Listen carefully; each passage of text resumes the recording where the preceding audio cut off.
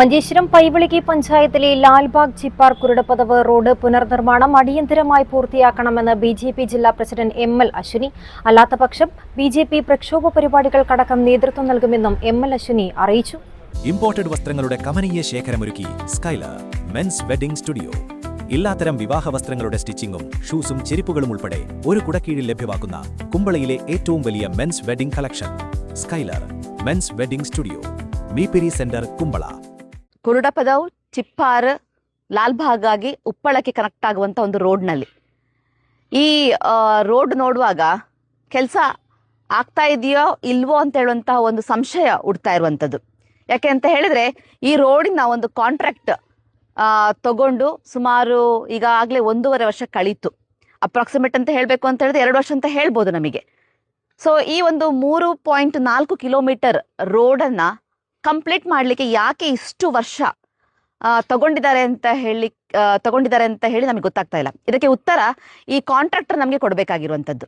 ಈ ಕೆಲಸಗಳು, ಈ ರೋಡಿನ ಕೆಲಸಗಳು ಅಂದ್ರೆ ರೋಡನ್ನ ಡಿಗ್ ಮಾಡಿ ಇಲ್ಲಿ ಜನಸಾಮಾನ್ಯರಿಗೆ ಓಡಾಟ ಆಗದೆ ಸುಮಾರು ಒಂದು ಸರಾಸರಿ 2.5 ಇಂದ 3 ತಿಂಗಳಾಯಿತು.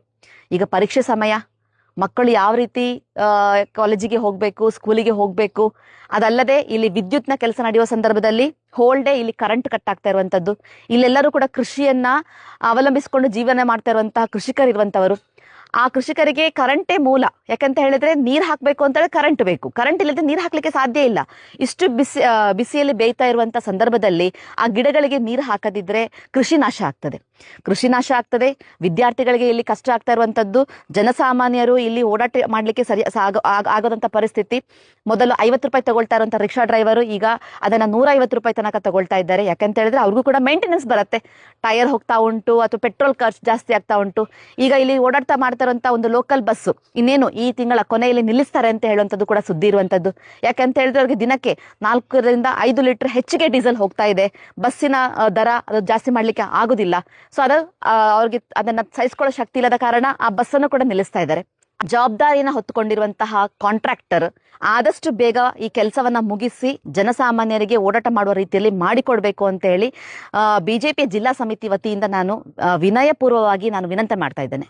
ಈ ಕೆಲಸ ಎಲ್ಲಾದ್ರೂ ಕಂಪ್ಲೀಟ್ ಆಗದಿದ್ರೆ ನಾವು ಮತ್ತೆ ಜಿಲ್ಲಾ ಸಮಿತಿ ವತಿಯಿಂದ, ಈ ಪಂಚಾಯತ್ ಘಟಕದ ವತಿಯಿಂದ ಒಂದು ದೊಡ್ಡ ಪ್ರತಿಭಟನೆ ಮಾಡಿ ಈ ಕೆಲಸವನ್ನ ಹೇಗೆ ನಾವು ಕಂಪ್ಲೀಟ್ ಮಾಡಿಸಬೇಕು ಅಂತ ಹೇಳಿ ಕೂಡ ಆಲೋಚನೆ ಮಾಡುವಂತ ಸ್ಥಿತಿಯಲ್ಲಿ ನಾವು ಕೂಡ ಒಂದು ಹೆಜ್ಜೆ ಮುಂದೆ ಇಡಬೇಕಾಗ್ತದೆ.